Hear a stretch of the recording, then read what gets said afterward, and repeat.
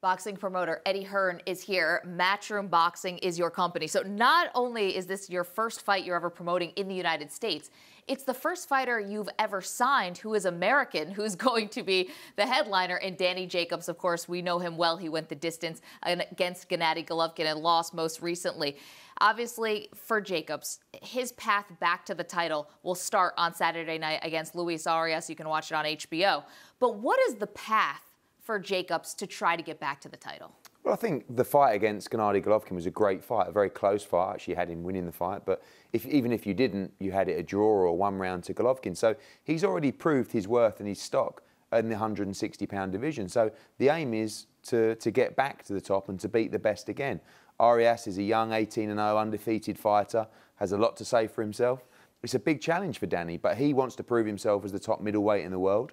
We want to get the win on Saturday and move forward and hopefully challenge, the likes of Canelo or Triple G if they rematch. If they don't rematch, I said to Tom Loeffler in Monaco last weekend, if you don't get the rematch, Danny Jacobs is ready to go again. So the aim is to recapture the world title and prove himself as the best in the division. I don't know why Golovkin would ever want to step back into a ring with Danny Jacobs, though, because he did give him such a good fight. And we know that maybe May 5th, maybe Cinco de Mayo of next year could be a Golovkin-Alvarez rematch if it's going to happen at all. You're also the promoter for heavyweight Anthony Joshua. You've said recently, this is almost breaking news, that he will fight Deontay Wilder, the American, in 2018 at some point.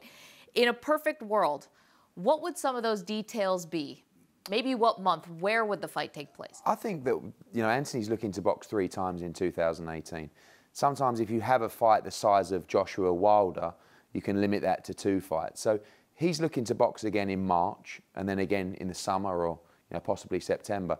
I think, being honest, the likelihood is the second fight. I still think that Anthony is quite a young heavyweight and these two are still making their name worldwide. As brands, as athletes, as fighters. So the fight's going to get bigger and bigger and bigger. These are 2 guys, 59-0 combined record with 58 knockouts.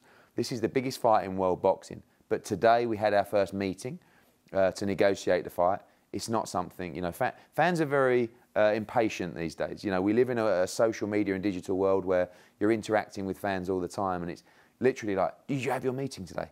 Is it done? It's like, no, we had some scrambled eggs and smoked salmon, and we just started talking.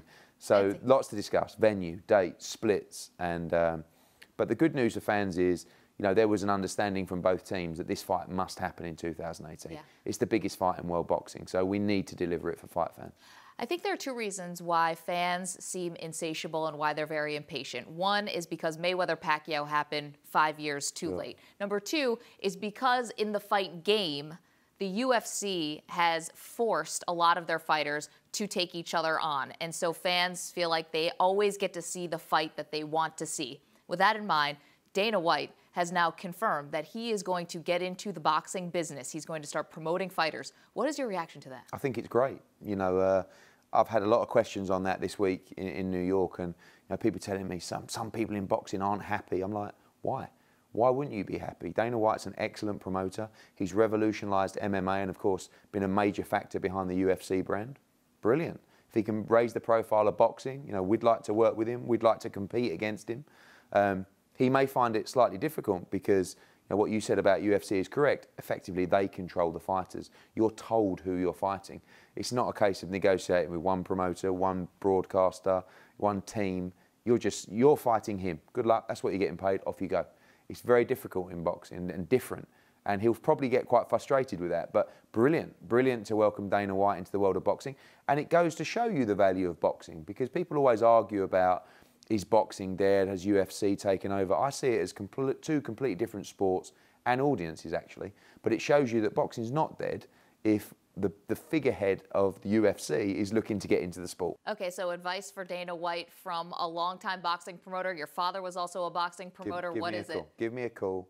Let's have a beer. We'll have a chat. I've got a lot of respect for Dana White and what he's done. And actually, the UFC brand is fantastic. I'll often say to our team in the office, watch the UFC. Not in terms of the fights, but watch what they do around the promotion of fights. They do it very well, very slick. So good luck to Dana White. He's a smart guy, and I'd love to see him in the sport. Certainly not fighting words coming from you, Eddie Hearn.